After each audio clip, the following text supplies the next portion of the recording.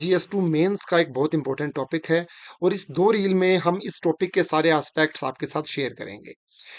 Diaspora is the general term for people and their descendants who have migrated from India, and it includes NRIs as well as PIOs. PIO person of Indian origin, NRI non-resident Indian. इन दोनों की terms और इनके जो legal aspects हैं उनको आप जरूर याद रखिएगा, लक्ष्मीकांत में दिए हुए हैं। सबसे बड़ी डायस्पोरा है इंडिया की 31 मिलियन लोगों की। इंपॉर्टेंट क्यों है ये? अब अगर मेंस में ये पूछ लिया जाता है तो आपको 5-6 पॉइंट लिख देने हैं और साथ में आपको मैं फैक्ट दे दूंगा, एक एक देखते रहिए आप। सबसे पहला, world migration and development report कहती है कि 2025 में 130 बिलियन से भी ज्यादा इंडिया को रेमिटेंस मिला है वहां से। तो इससे हमारा करंट अकाउंट डेफिसिट कम होता है, हमारी इकोनॉमी को बूस्ट मिलता है। एक पॉइंट हो गया, इकोनॉमी को बूस्ट मिलता है। दूसरा, strengthen the identity of brand India. Soft power है हमारी, ब्रांड इंडिया की आइडेंटिटी बनती है एक। आप देखिए सिलिकॉन वैली में हाईली स्किल्ड लोग इंडियंस हैं, बहुत सारे। इंडिया, आइडियाज और एंटरप्रेन्योरशिप इंडिया में आती है। बहुत से लोग जो बाहर जाते हैं वो सीख के, उनमें चाहत होती है कि इंडिया में कुछ करें, तो बहुत से लोग आके इंडिया की बेंगलोर की या दिल्ली गुड़गांव में मतलब वो एंटरप्रेन्योरशिप करते हैं आके। Then there is in influential positions across the world.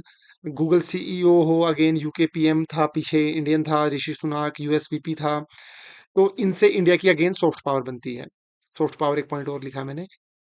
ये बहुत इंपॉर्टेंट पॉइंट है, प्रेशर ग्रुप का काम करते हैं ये। कैसे? आप देखिए कि जब 2008 की हमारी सिविल न्यूक्लियर डील हुई थी, उस वक्त इंडियंस जो यूएस में थे अच्छी पोजीशंस पे, उन्होंने लॉबी किया था इंडिया के इंटरेस्ट के लिए, ठीक है।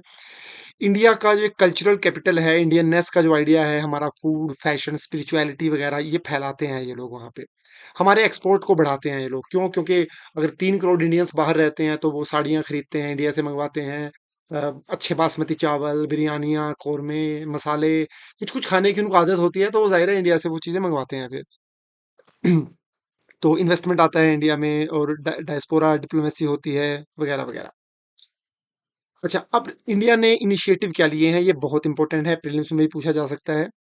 प्रवासी कौशल विकास योजना हमने शुरू की है, कम्युनिटी वेलफेयर फंड्स हम इशू करते हैं। नो इंडिया प्रोग्राम है आपके सेकंड जनरेशन डायस्पोरा के लिए, जो इंडिया को जानते नहीं हैं पर वो जाहिर है जानना चाहते हैं इंडिया के बारे में, तो उनके लिए है ये नो नो इंडिया प्रोग्राम। वैभव समिट है कि जो हाईली स्किल्ड इंडियंस बाहर काम करते हैं कि वो इंडिया में वापस आएं, या कम से कम एक समिट हो ताकि वो प्रेरित कर सकें इंडियंस को भी वो काम करने के लिए। ग्लोबल प्रवासी रिश्ता पोर्टल है हमारा। ट्रेसिंग रूट्स प्रोग्राम है, अगर कोई बाहर है कई जनरेशन से और वो रूट्स ट्रेस करना चाहता है इंडिया में अपनी।